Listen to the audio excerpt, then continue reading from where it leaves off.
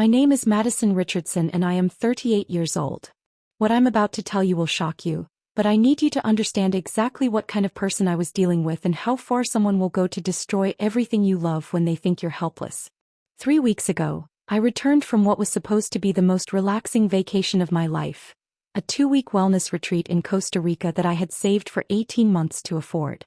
I'm a veterinary technician at one of Portland's most prestigious animal hospitals, and after working double shifts for nearly 2 years straight, I desperately needed this break. But what I came home to changed everything I thought I knew about trust, friendship, and just how cruel people can be when they think they won't face consequences. I live in a beautiful 2-bedroom apartment in the Pearl District that I've called home for the past 4 years. The rent is $2,800 a month, steep, but worth every penny for the location and the pet-friendly policy that allowed me to have my golden retriever, Buddy. Buddy wasn't just my dog, he was my everything. I rescued him from an abusive situation when he was just 8 weeks old, nursed him back to health, and we'd been inseparable for the past 6 years. He was my running partner, my cuddle buddy during Netflix marathons, and honestly my best friend. 8 months ago, I made what I now realize was the biggest mistake of my life. I decided to get a roommate to help with expenses. You see, I had been saving aggressively for this Costa Rica trip, and splitting the rent would allow me to build my emergency fund while still affording the vacation I desperately needed. After weeks of interviews and background checks, I chose Brooklyn Rivera. Brooklyn was 24, fresh out of college and working as a social media manager for a local startup. She seemed perfect on paper: clean background check, steady income, great references, and she claimed to love dogs. During our initial meeting, she spent 20 minutes playing with Buddy and kept saying how much she missed having pets. "I grew up with dogs," she told me with tears in her eyes. "I've been so lonely in my studio apartment. Having Buddy around would be like having a piece of home. I should have trusted my gut when small things started bothering me." Brooklyn was messy, not just disorganized but genuinely dirty. She'd leave dishes in the sink for days, never cleaned the bathroom she used, and constantly left her stuff scattered around our shared living spaces. But what really irritated me was how she treated Buddy when she thought I wasn't looking. I worked 12-hour shifts 3 days a week, which meant Brooklyn was alone with Buddy quite a bit.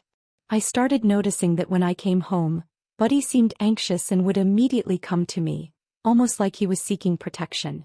When I asked Brooklyn about it, she always had excuses: "Oh, he's just excited you're home," or "He was fine all day, just being dramatic now." But I'm trained to notice animal behavior, and something was off.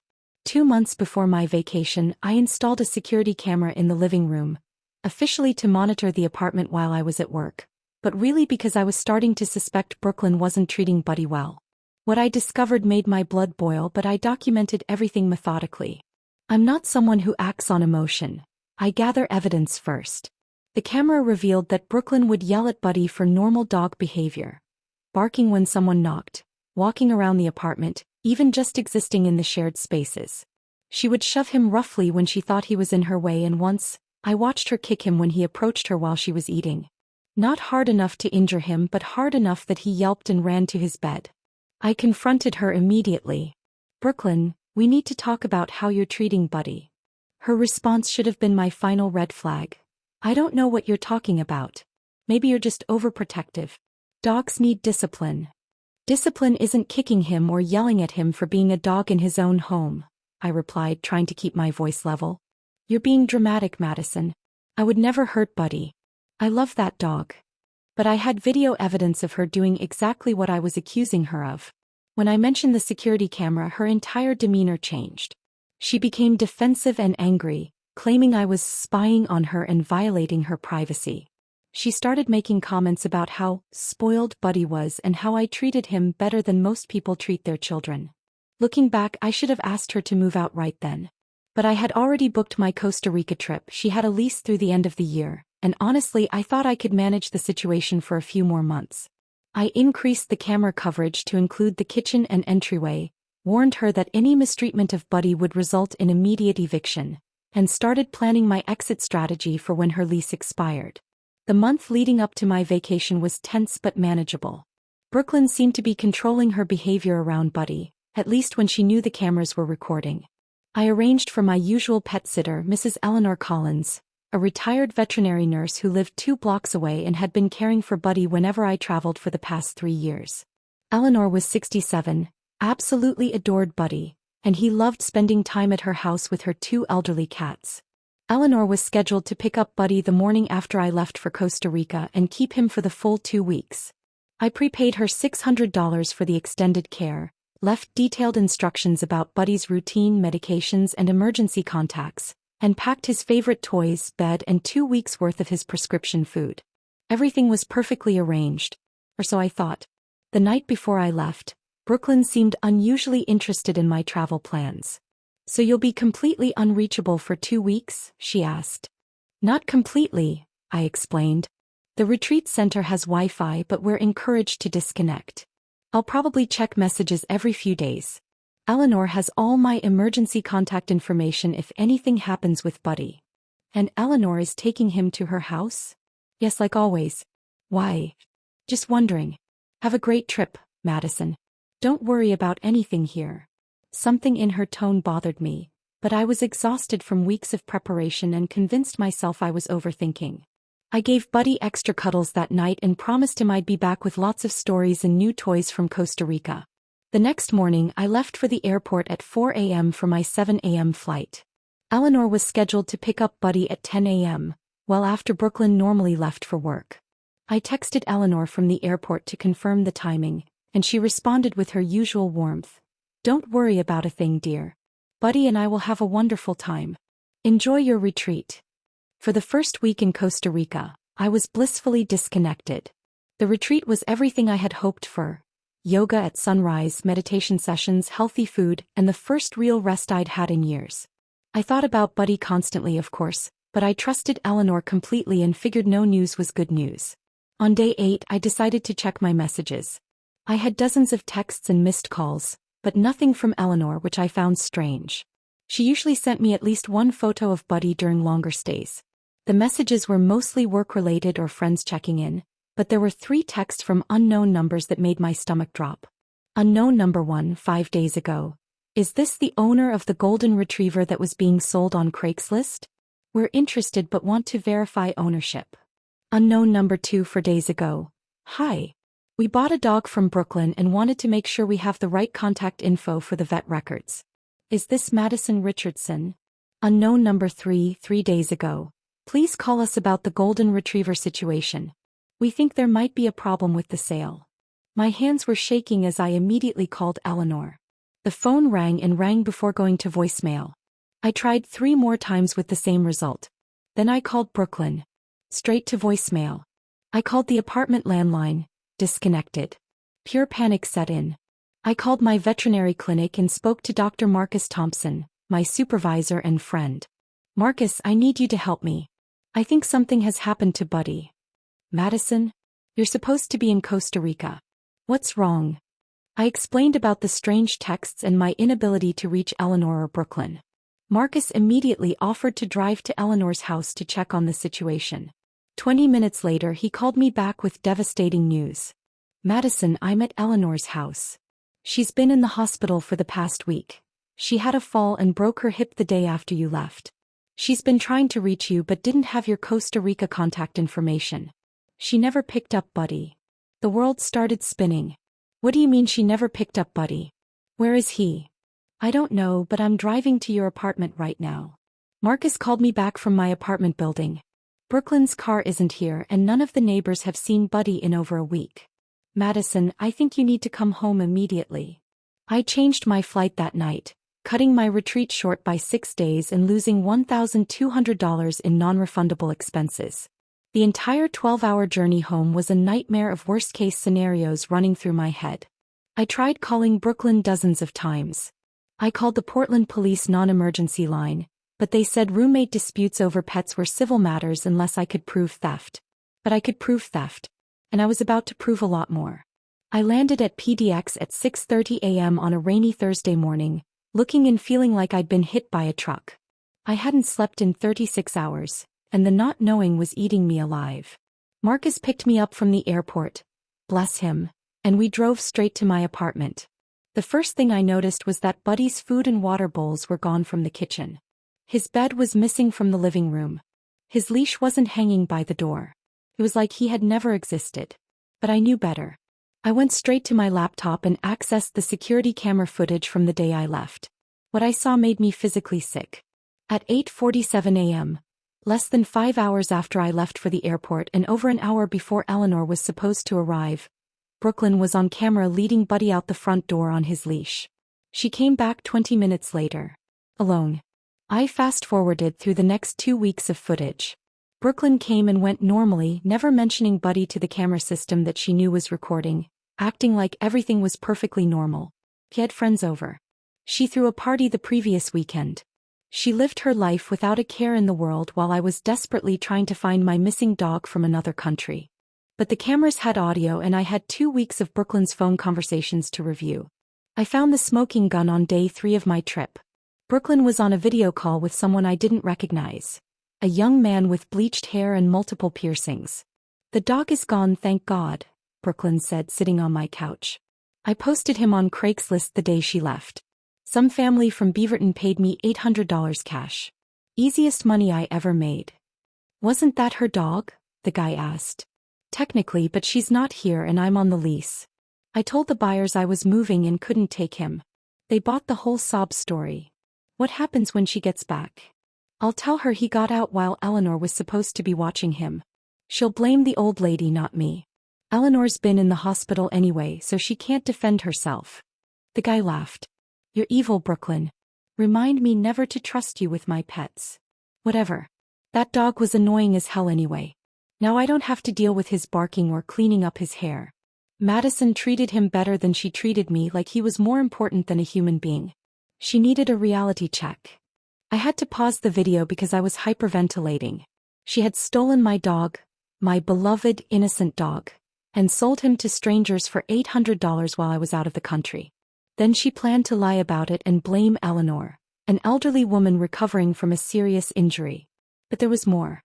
I kept watching and found another conversation from day 5, this time with someone I recognized. Savannah Baker, Brooklyn's best friend who had been to our apartment several times. "Did you really sell Madison's dog?" Savannah asked during another video call.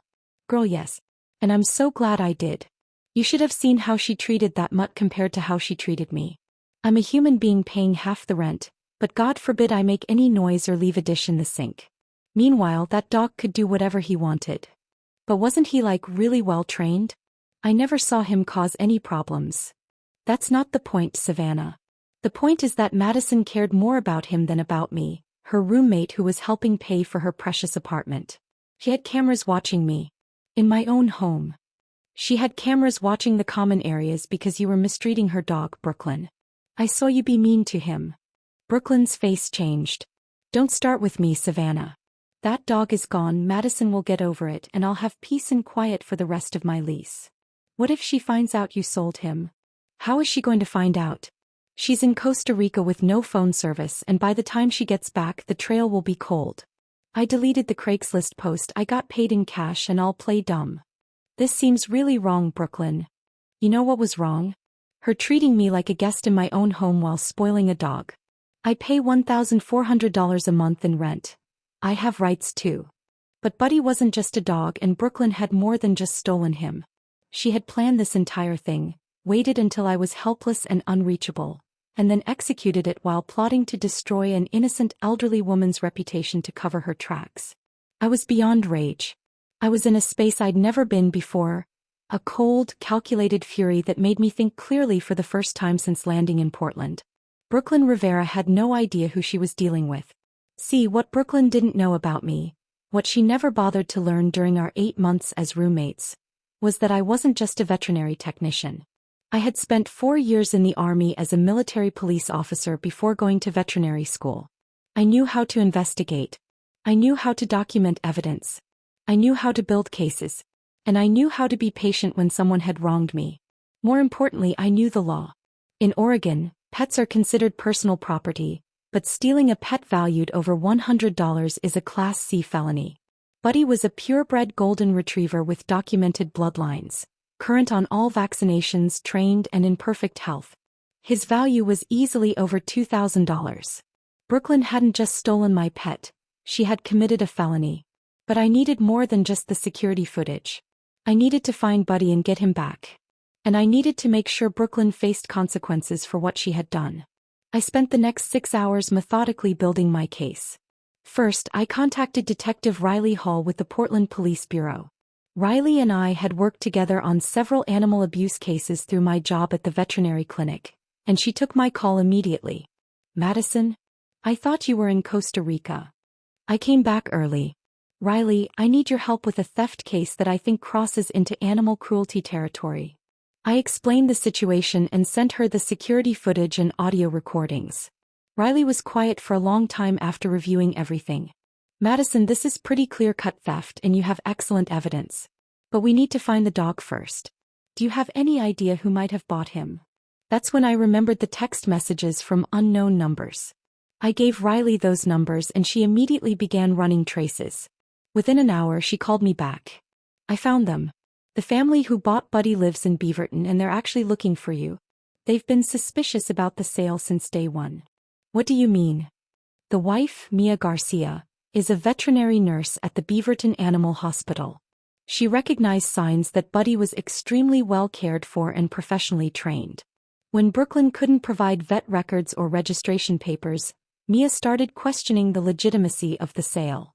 My heart started beating faster. Is he okay?" "He's fine. The Garcias have been excellent caretakers, but they want to do the right thing. Mia has been trying to track down the real owner ever since they bought him.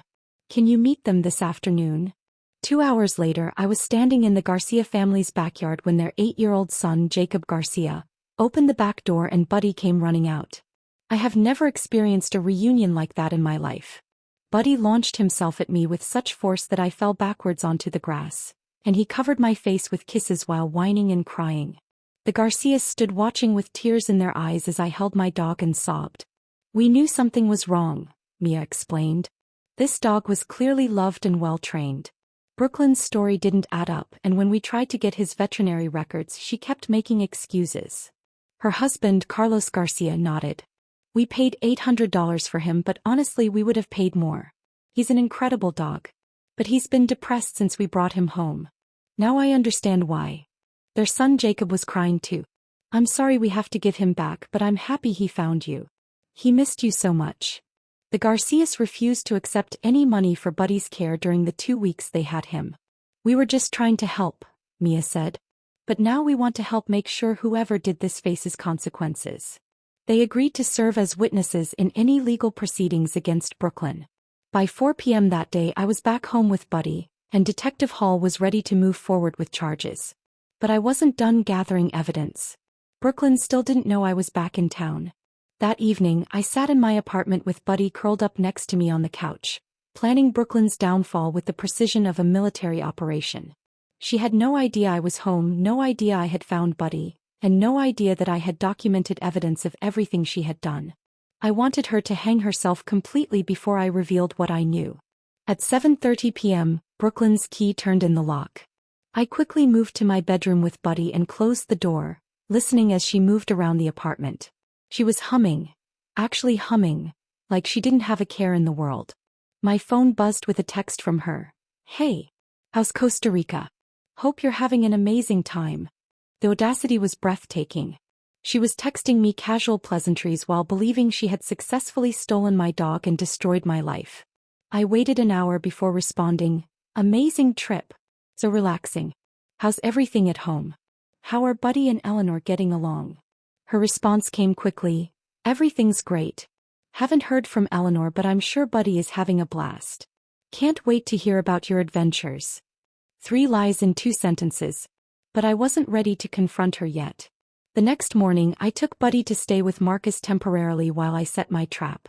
Brooklyn's work schedule was predictable. She left every morning at 8:30 a.m. and returned around 6 p.m. I had 8 hours to prepare. First, I called Eleanor at the hospital.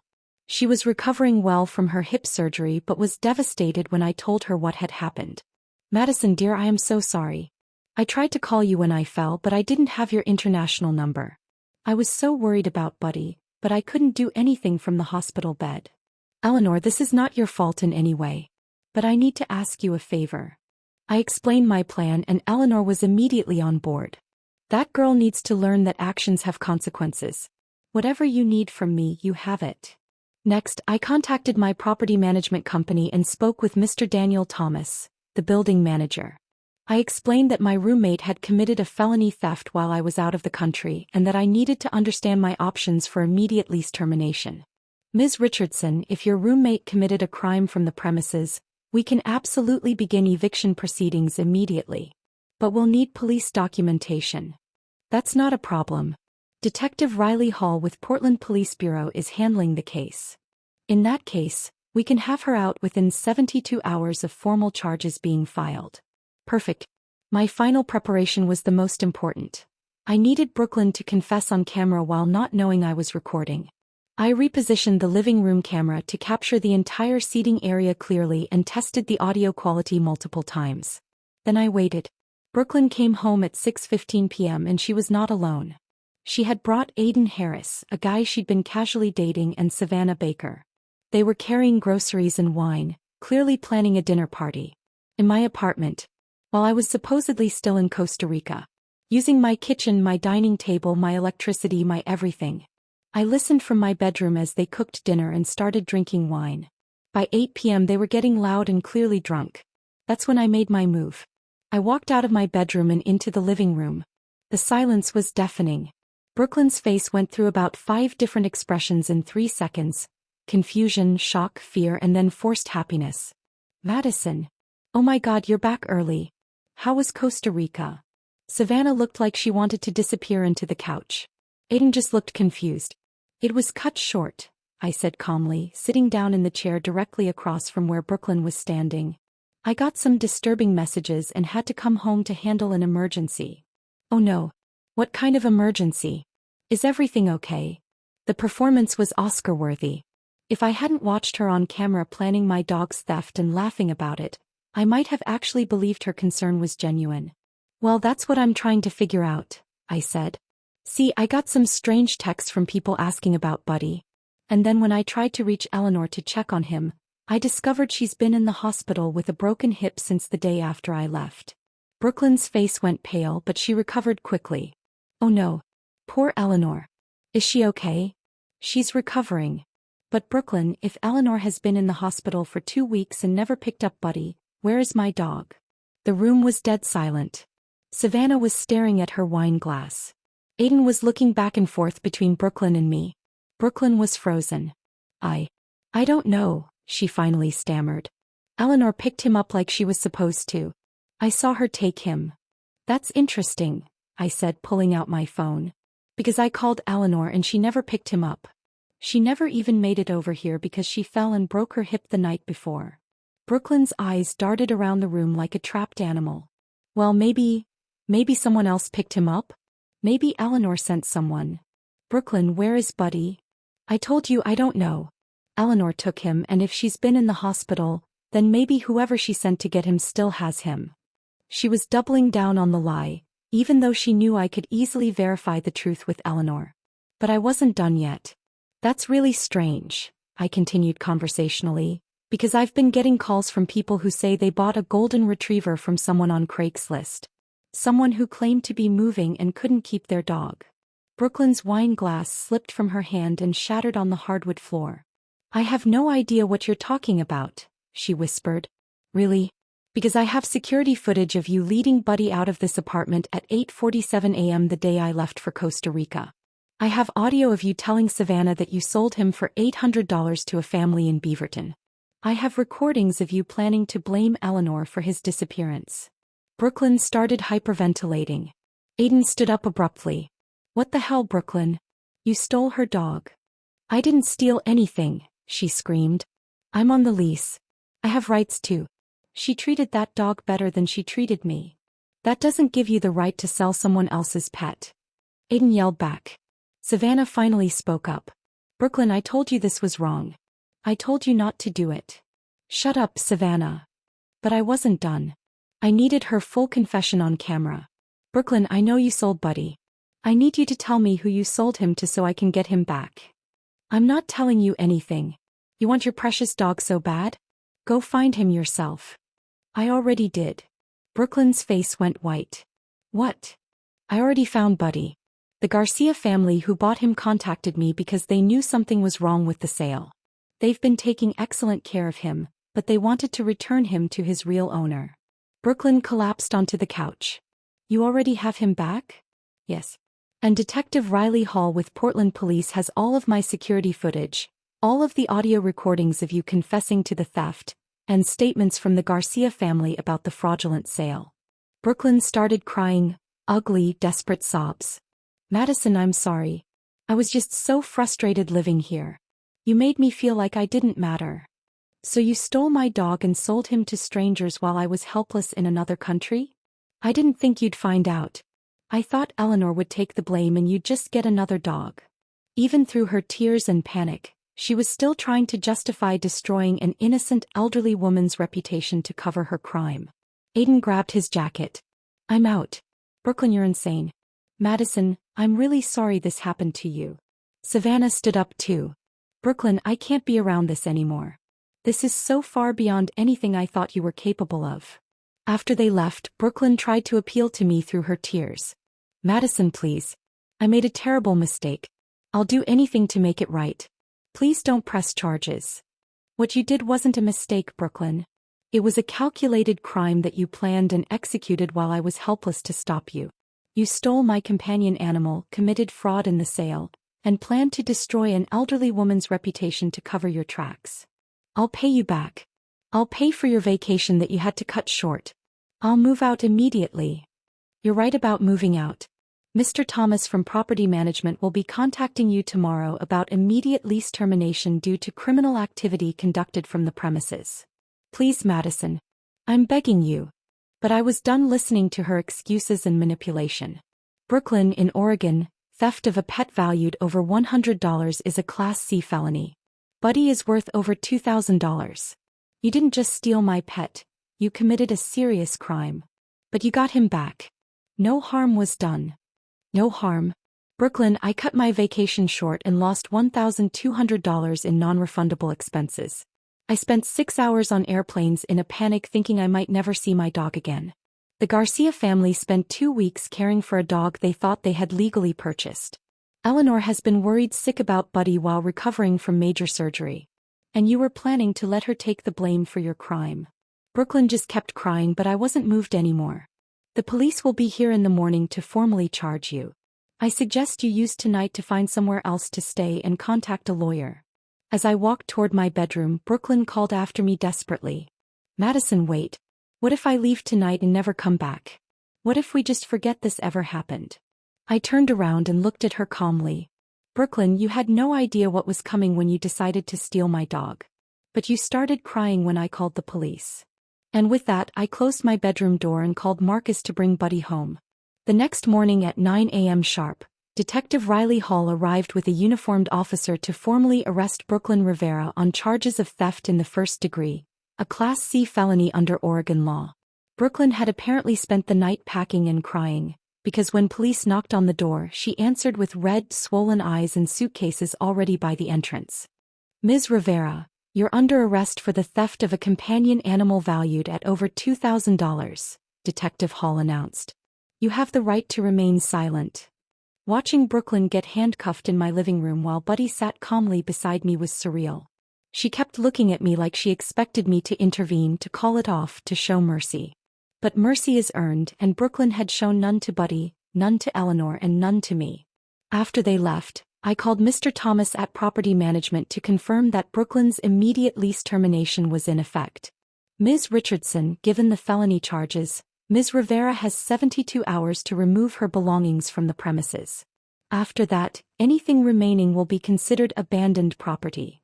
And her security deposit will be applied to damages and early termination fees as specified in the lease agreement. By noon, Brooklyn's friend Savannah Baker arrived to collect her belongings. Savannah was clearly shaken by everything that had happened. Madison, I need you to know that I tried to talk her out of this, Savannah said while loading boxes. When she told me she sold Buddy, I told her it was wrong. I should have called you directly, but I didn't have your international contact information. I appreciate you trying to stop her, Savannah. Brooklyn is. She's not a bad person, but she gets jealous and makes terrible decisions when she feels like she's not getting enough attention. That doesn't excuse what she did, but I wanted you to understand it wasn't about Buddy specifically. It was about her feeling less important than him. That makes it worse, not better, I replied. She stole an innocent animal and traumatized multiple people because she felt jealous. Savannah nodded sadly. You're right. I hope Buddy is okay. Buddy is perfect. Dogs are resilient and he knows he's home now. After Savannah left with Brooklyn's belongings, I had my apartment back to myself and Buddy for the first time in 8 months. The peace was incredible. But Brooklyn's legal troubles were just beginning. Detective Hall called me that afternoon with an update. Madison, Brooklyn made bail, but she's been assigned a public defender, and the district attorney is taking this case very seriously. Pet theft cases have been increasing in Portland, and they want to send a message. What can I expect? Given the value of the dog, the premeditation shown in your recordings, and the interstate element with your being in Costa Rica, she's looking at potential jail time even as a first-time offender. The DA mentioned 30 days to 6 months, plus restitution. Restitution for what? Your cut vacation expenses, veterinary costs for Buddy's examination after recovery, and potentially punitive damages. We're talking $2,000 to $5,000 total. 3 days later, I got a call from Brooklyn's public defender, Ms. Victoria Clark. Ms. Richardson, I'm representing Brooklyn Rivera. I understand you've recovered your dog and my client has moved out of your apartment. Would you be willing to discuss a plea agreement that would avoid jail time? What kind of plea agreement? Full restitution for your expenses, community service, and a guilty plea to a reduced charge. I'll consider it, but I want to understand what full restitution means specifically. Ms. Clark and I met the following Monday. She presented Brooklyn's offer. $1,200 for my lost vacation expenses, $300 for Buddy's post-recovery veterinary examination and stress-related treatments, $500 for emotional distress and inconvenience, 200 hours of community service at local animal shelters, guilty plea to theft in the 3rd degree, which is a misdemeanor, and 5 years probation with no contact order regarding me or Buddy. Ms. Clark, I appreciate the offer, but I have some additions. What additions? Brooklyn will also write a formal apology letter to Eleanor Collins for planning to blame her for the theft while Eleanor was recovering from surgery. And she'll make a $500 donation to the animal rescue where I originally adopted Buddy.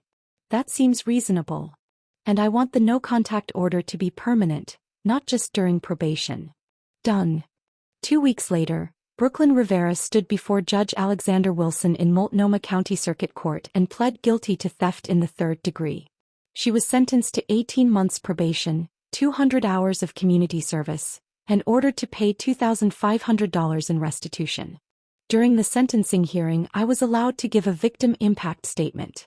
Your Honor, what Brooklyn Rivera did wasn't just theft of property. She stole a member of my family during a time when I was helpless to protect him. She traumatized an innocent animal, defrauded a kind family, and planned to destroy an elderly woman's reputation to cover her crimes. The 2 weeks I spent not knowing where Buddy was or if he was safe were the worst of my life.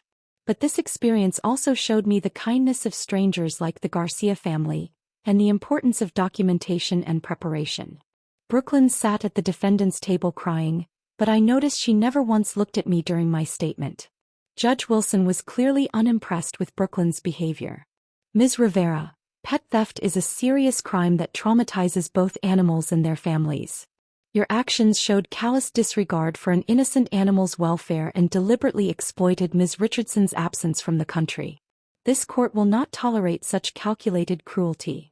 After court, Detective Hall walked me to my car. Madison, this was one of the most well-documented cases I've ever worked. Your military training really showed. I learned a long time ago that preparation and evidence win cases, not emotions. Any word on how Brooklyn is handling everything? Her former friend Savannah told me she moved back in with her parents in Salem and lost her job because of the arrest. Apparently, her employer didn't appreciate having someone with theft charges handling their social media accounts. Actions have consequences, Detective Hall said simply. 6 weeks after Brooklyn's sentencing, I thought the worst was behind us. Buddy had fully readjusted to our normal routine. Eleanor had recovered from her surgery and was walking him when I worked long shifts, and I had found a wonderful new roommate, Dr. Sophia Williams, a fellow veterinary professional who adored Buddy and treated our shared space with respect. But Brooklyn wasn't done trying to make my life difficult. It started with fake social media accounts. Someone was creating profiles using variations of my name and posting about what a psycho dog mom I was, claiming I had ruined an innocent girl's life over a dog. The posts included details that only Brooklyn would know, and they were being sent to my workplace, my friends, and even my family. Then I started getting strange calls at work. Portland veterinary specialists, this is Madison. Is this the Madison Richardson who had her roommate arrested? I'm sorry, who is this? I just wanted you to know that you're a terrible person for destroying that poor girl's life. It was just a dog. These calls happened 3 or 4 times a week for a month. Different voices, but always the same message. I was a monster for pressing charges against Brooklyn. The breaking point came when someone called my mother in Minneapolis. Mom, did you get a strange call today? I asked during our weekly Sunday conversation. Actually, yes. Some woman called and said you had ruined her daughter's life, and that I should know what kind of person I raised. Madison, what is she talking about? I had to explain the entire Brooklyn situation to my parents, who were horrified.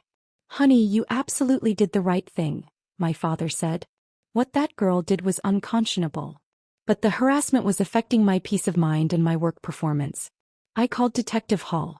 Madison, this sounds like stalking and harassment. Are you documenting these incidents?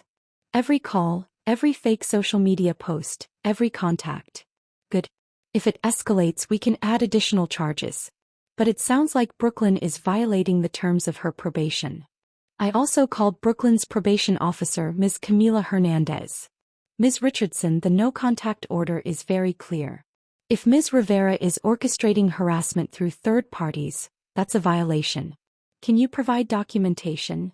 I sent her everything: screenshots of the fake social media profiles, call logs from work, details about the call to my mother. 3 days later, Ms. Hernandez called me back. Ms. Richardson, Brooklyn Rivera has been taken into custody for probation violation.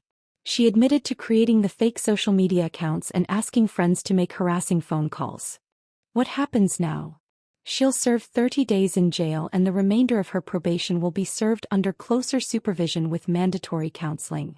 I felt relief, but also something else: genuine sadness for Brooklyn. She had made one terrible decision and then kept making it worse instead of accepting responsibility and moving forward. But the harassment stopped immediately.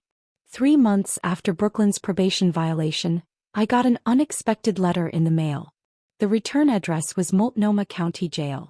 Madison Richardson, I know I'm not supposed to contact you, but I asked my counselor to help me write this letter through proper channels. I need you to know that I'm finally getting the help I should have gotten years ago. What I did to you and Buddy was inexcusable. I've been in therapy for 3 months now, and I'm starting to understand that my actions came from jealousy, entitlement, and a complete lack of empathy. None of those are excuses. They're explanations for why I need to change. I was wrong about everything. You weren't treating Buddy better than me. You were treating him like a beloved family member, which is what he was. I was jealous of a dog because I was so insecure about my own worth. That's not your fault or Buddy's fault. That's my issue to fix. I also want you to know that I wrote a letter to Eleanor Collins apologizing for planning to blame her. She didn't respond, which I understand and respect. I'm not asking for forgiveness because I don't deserve it.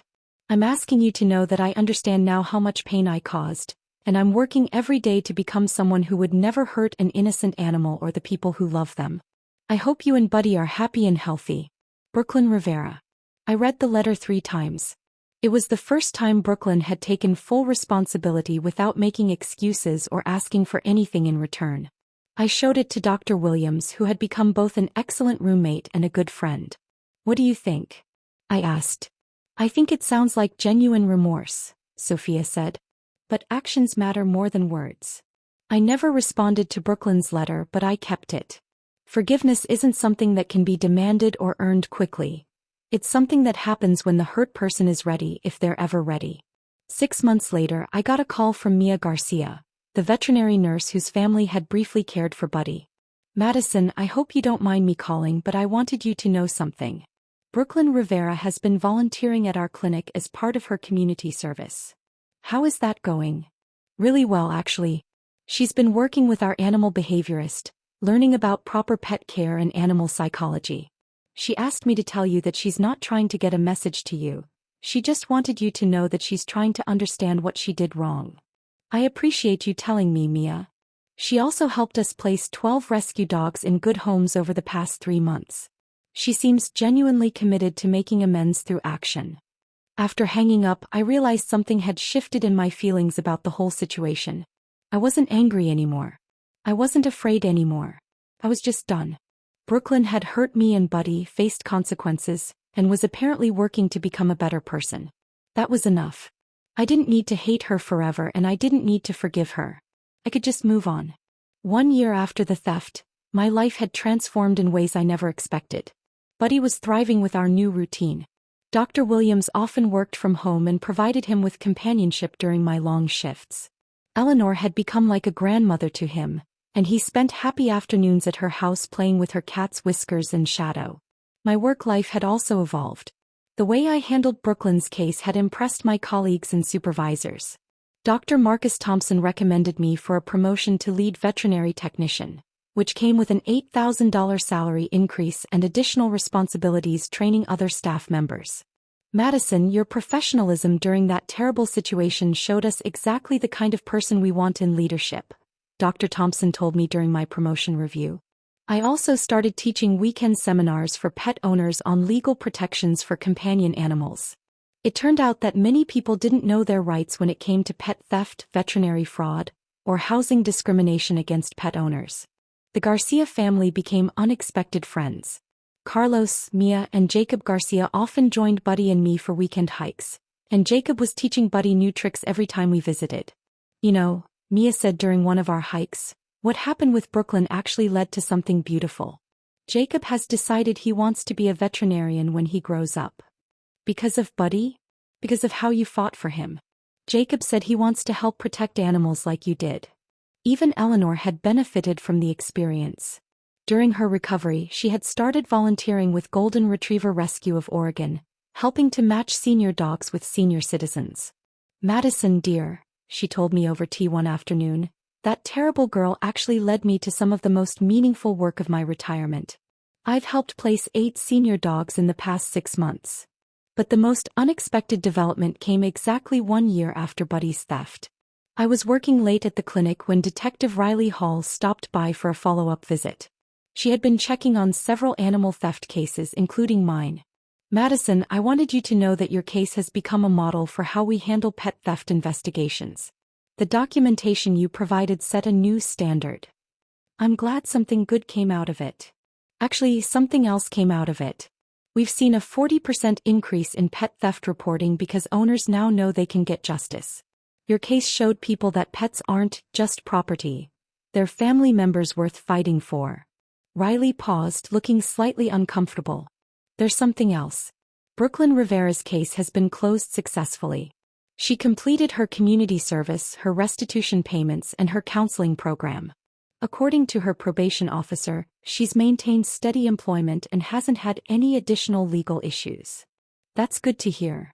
She also asked her counselor to let you know that she's enrolled in college to study social work. Apparently, she wants to help other people work through the kind of jealousy and entitlement issues that led to her crime. I was quiet for a moment, processing this information.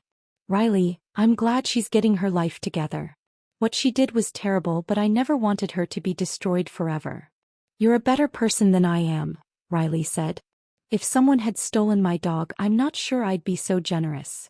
But it wasn't about being generous. It was about recognizing that holding on to anger was only hurting me. Brooklyn had faced consequences, made restitution, and was apparently working to change. That was all I could reasonably ask for. 2 years after the theft, I was living my best life. Buddy was now 8 years old and had become something of a local celebrity. Our story had been featured in Portland Pet Magazine, and Buddy was chosen as the poster dog for the Oregon Companion Animal Protection Act, a new law that increased penalties for pet theft and fraud. I had been promoted again, this time to Clinic Operations Manager, overseeing 3 veterinary clinics in the Portland metro area. My annual salary had increased by $15,000, and I was finally able to buy my own house, a beautiful 3-bedroom craftsman in the Selwood neighborhood with a fully fenced yard where Buddy could run and play safely. Dr. Sophia Williams had become my best friend, and she helped me negotiate the purchase of my new home with her real estate expertise. "Madison, you deserve this happiness," she told me as we signed the closing papers. "You turned one of the worst experiences of your life into growth, success, and justice." Eleanor Collins had become like family. At 69, she was more active than ever, splitting her time between her volunteer work and helping me with Buddy. She had keys to my new house and often spent afternoons in my garden with Buddy while I was at work. The Garcia family remained close friends. Jacob, now 10, had started a neighborhood pet-sitting business and always insisted on caring for Buddy when I traveled. His love for animals had only grown stronger, and he maintained his dream of becoming a veterinarian. But the most surprising development came on a rainy Thursday evening in October. I was at home with Buddy reading on the couch when my doorbell rang. I wasn't expecting anyone, and I had learned to be cautious about unexpected visitors since the Brooklyn situation. When I looked through the peephole, I saw a young woman I didn't recognize holding flowers and standing nervously on my porch. I opened the door with the chain still attached. "Can I help you, Ms. Richardson? My name is Luna Moore. I'm Brooklyn Rivera's sister." My heart started beating faster, but I kept my voice calm. "What can I do for you, Luna? I know Brooklyn isn't supposed to contact you and she didn't ask me to come here. But I wanted you to know something about what happened after her arrest." I hesitated, then decided to hear her out. I unlatched the chain and opened the door fully. "Would you like to come in?" "Thank you." Luna was probably 19 or 20, with Brooklyn's same dark hair but completely different energy. Where Brooklyn had always seemed entitled and dramatic, Luna seemed thoughtful and genuine. "Ms. Richardson, Brooklyn destroyed our family's trust when she stole Buddy. Our parents were horrified. They made her move out and get her own apartment after her arrest." "I'm sorry to hear that." "Don't be. It was the best thing that ever happened to her. For the first time in her life, she had to face real consequences without our parents bailing her out." Luna sat forward, clearly emotional but determined to finish what she came to say. "Brooklyn has completely changed her life. She's been in therapy for 2 years, she's working 2 jobs to pay for college, and she volunteers at animal shelters every weekend. She's studying to become a social worker who specializes in helping people with entitlement and empathy issues." "That's really good to hear, Luna. But that's not why I'm here. I'm here because 6 months ago, Brooklyn saved a dog." Luna pulled out her phone and showed me a news article from the Salem Statesman Journal. "Local woman prevents dog theft, helps police arrest suspect." The article was about Brooklyn witnessing someone trying to steal a golden retriever from a parked car outside a grocery store. She had immediately called police, stayed with the dog until officers arrived, and provided testimony that led to the thief's arrest. The owner was an elderly man whose dog was his only companion, Luna explained. Brooklyn stayed with him at the police station for 3 hours, making sure he got his dog back safely. I read the article twice, looking at the photo of Brooklyn kneeling next to a golden retriever that looked remarkably similar to Buddy. "Luna, why are you telling me this?" "Because Brooklyn said that day changed her life. She said for the first time she understood what she had put you through. She said she finally felt what you must have felt when you came home and Buddy was gone." Luna was crying now. "She also said she finally understood why you fought so hard to get him back. She said that man's face when he was reunited with his dog was exactly how she imagined you looked when you found Buddy again." I didn't know what to say. "Ms. Richardson, Brooklyn will never forgive herself for what she did to you and Buddy. But she spent 2 years trying to become someone who protects animals instead of hurting them. I thought you should know." After Luna left, I sat on my couch with Buddy's head in my lap, thinking about everything she had told me. Later that evening, I called Detective Riley Hall. "Riley, hypothetically, if someone wanted to send a message to a person they're not supposed to contact directly, how would they do that legally?" "Through their probation officer or a mutual friend, as long as it's not harassment." "Why?" "I think I want to send Brooklyn Rivera a message." I spent the weekend writing and rewriting a short note. "Brooklyn, your sister Luna visited me and told me about the dog you helped save. I'm glad to hear that you're using your experience to help others and protect animals. I want you to know that I never wanted your life to be ruined forever. I wanted you to understand the consequences of your actions and take responsibility for them. Sounds like you've done that. Buddy and I are both doing well. He's happy, healthy, and safe. I hope you continue finding ways to help animals and the people who love them. Madison Richardson. I sent the note through Brooklyn's probation officer, with a copy to Detective Hall for documentation. 3 weeks later, I received a response through the same channels. Madison, thank you for your kindness. I don't deserve it, but I'm grateful for it. I think about you and Buddy often, and I'm so glad you're both happy. Every time I help an animal now, I think about the pain I caused and the trust one broke. Keeps me motivated to do better. Thank you for fighting for Buddy. He was lucky to have someone who loved him enough to bring him home. Brooklyn. That was the last communication we ever had, and it was exactly what I needed to fully close that chapter of my life. Today, as I tell this story, it's been exactly 3 years since Brooklyn Rivera stole Buddy and changed both of our lives forever. Buddy is now 11 years old and still my constant companion. He's slowed down a bit, more naps, shorter hikes, but he's healthy and happy. He's been featured in 2 more magazine articles about pet protection laws, and he still draws crowds of admirers wherever we go. I'm now the Regional Operations Director for a network of 6 veterinary clinics across Oregon and Washington. My annual salary has increased by $25,000 since the year Brooklyn stole Buddy, and I've become a recognized expert in companion animal law and protection. Eleanor Collins turned 72 last month and is still volunteering with Golden Retriever Rescue. She's placed over 30 senior dogs in loving homes and has become a local celebrity in her own right. Buddy and I have dinner with her every Sunday. Dr. Sophia Williams bought the house next door to mine last year, creating the world's most convenient and happy living situation. We share a backyard where Buddy can run between both houses, and Sophia has adopted 2 cats from the clinic where we work. The Garcia family remains close friends. Jacob is now 13 and more determined than ever to become a veterinarian.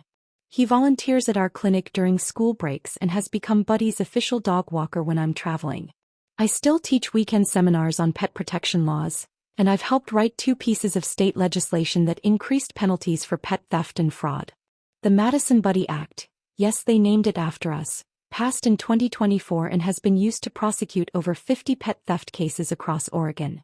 Through Riley Hall, I learned that Brooklyn Rivera graduated from college with a degree in social work and is now working with at-risk youth in Salem.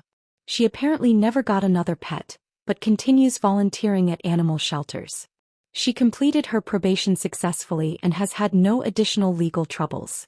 Sometimes people ask me if I regret pressing charges against Brooklyn, especially now that I know she's turned her life around. The answer is always no. What Brooklyn did was a serious crime that traumatized multiple people and an innocent animal. The fact that she eventually learned from the consequences and became a better person doesn't change the need for those consequences. In fact, it proves that holding people accountable for their actions can lead to real growth and change.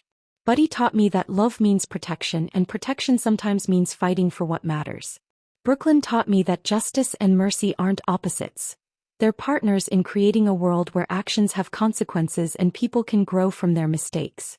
3 years ago, I thought Brooklyn Rivera had destroyed my peace and happiness.